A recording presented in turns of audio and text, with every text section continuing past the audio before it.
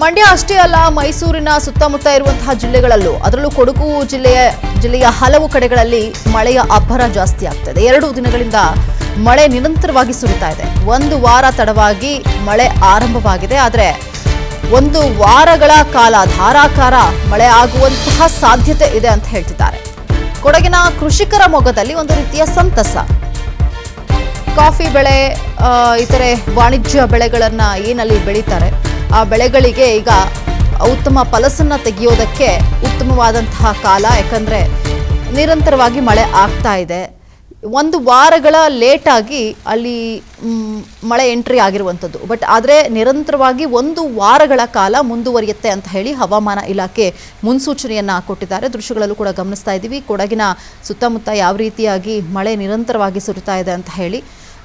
ರಸ್ತೆ ಮೇಲೆ ನೀರು ಹರಿದು ಹೋಗುವಷ್ಟು ಮಳೆ ಆಗ್ತಾ ಇದೆ. 2 ವೀಲರ್ ಸವಾರನ ಪರಿಸ್ಥಿತಿಯನ್ನು ಗಮನಿಸ್ತಾ ಇದ್ದೀವಿ. 2 ವೀಲರ್ನಲ್ಲಿ ಹೋಗುವಂಥವರು ಇಂತಹ ಸಂದರ್ಭದಲ್ಲಿ ಎಚ್ಚರಿಕೆಯಿಂದ ಇರೋದು ಕೂಡ ಒಂದು ಉತ್ತಮ ಅಂತ ಅನಿಸುತ್ತೆ. ಯಾಕಂದರೆ ಸ್ಕಿಡ್ಡಾಗಿ ಕೆಳಗಡೆ ಬೀಳುವಂಥದ್ದು ಅಥವಾ ಹಳ್ಳ ಕೊಳ್ಳ ಇದ್ದರೆ ಗೊತ್ತಾಗೋದಿಲ್ಲ, ನೀರು ನಿಂತಿರುತ್ತೆ. ಇಂತಹ ಸಂದರ್ಭದಲ್ಲಿ 2 ವೀಲರನ್ನು ಯೂಸ್ ಮಾಡೋದೇ ಒಂದು ರೀತಿಯ ಗಂಡಾಂತರ ಅಂತ ಅನಿಸುತ್ತೆ. ಬಟ್ ಅಲ್ಲಿನ ರೈತರಲ್ಲಿ ಒಂದು ರೀತಿಯ ಸಂತಸ ಉಂಟಾಗಿದೆ.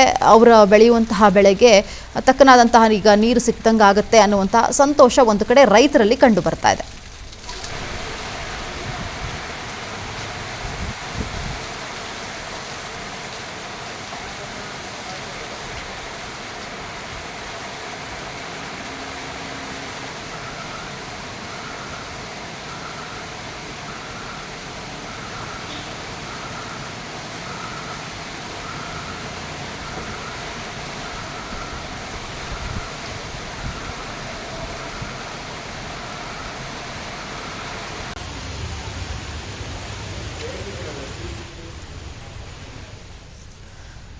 ದೃಶ್ಯಗಳಲ್ಲಿ ನೋಡ್ತಾ ಇದ್ದೀವಿ. ಕರ್ನಾಟಕದಲ್ಲಿ ಸಾಕಷ್ಟು ಕಡೆಗಳಲ್ಲಿ ಮಳೆಯ ಅಬ್ಬರ ಮುಂದುವರಿತಾ ಇದೆ.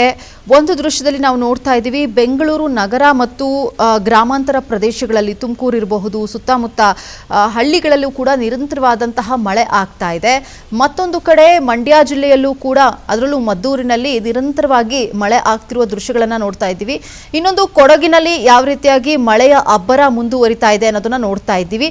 ಕೊಡಗಿನಲ್ಲಿ 1 ವಾರಗಳ ಲೇಟ್ ಆಗಿ ಮಳೆ ಎಂಟ್ರಿ ಆಗಿದೆ. ಆದರೆ ನಿರಂತರವಾಗಿ ಮತ್ತಷ್ಟು 1 ವಾರಗಳ ಕಾಲ ಮುಂದುವರಿಯುತ್ತೆ ಅಂತ ಹೇಳಿ ಹವಾಮಾನ ಇಲಾಖೆ ಈಗ ಆಲ್ರೆಡಿ ಅಲರ್ಟ್ ಅನ್ನ ಮಾಡಿರುವಂಥದ್ದು. ಈ ಒಂದು ವರುಣಾರ್ಭಟಕ್ಕೆ ಅಲ್ಲಿರುವಂತಹ ಹಳ್ಳ ಕೊಳ್ಳಗಳು ಎಲ್ಲವೂ ಕೂಡ ತುಂಬಿ ಹರಿತಾ ಇದೆ. ಮದ್ದೂರಿನಲ್ಲಿ ಗುಡುಗು ಸಹಿತ, ಸಿಡಿಲು ಸಹಿತವಾದಂತಹ ಮಳೆ ಆಗ್ತಾ ಇದೆ. ಮತ್ತೊಂದು ಕಡೆ ಬೆಂಗಳೂರಿನಲ್ಲಿ ಸುತ್ತಮುತ್ತ ಭಾರಿ ಮಳೆಯ ಮುನ್ಸೂಚನೆ ಸಿಗ್ತಾ ಇದೆ. ಬೆಂಗಳೂರು ಅಷ್ಟೇ ಅಲ್ಲ, ವಿಜಯನಗರ ಇರಬಹುದು, ಬಳ್ಳಾರಿ ಜಿಲ್ಲೆಗಳಲ್ಲೂ ಕೂಡ ಯೆಲ್ಲೋ ಅಲರ್ಟ್ ಅನ್ನ ಘೋಷಣೆ ಮಾಡಲಾಗಿದೆ.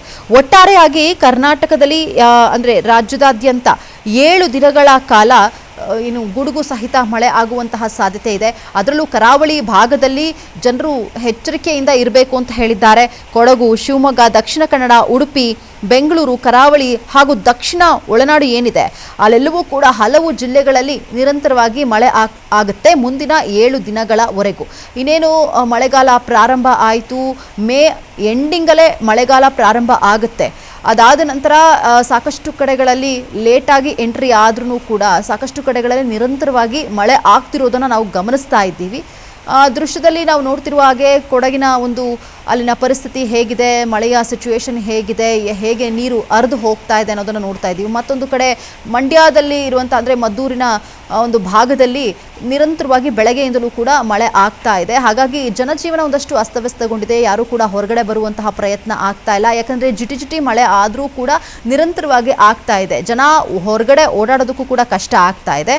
ಮತ್ತೊಂದು ಕಡೆ ಬೆಂಗಳೂರು ನಗರ ಇರಬಹುದು, ಗ್ರಾಮೀಣ ಪ್ರದೇಶಗಳಲ್ಲೂ ಕೂಡ ಇದೇ ರೀತಿಯಾದಂತಹ ವಾತಾವರಣ ಸೃಷ್ಟಿಯಾಗಿದೆ.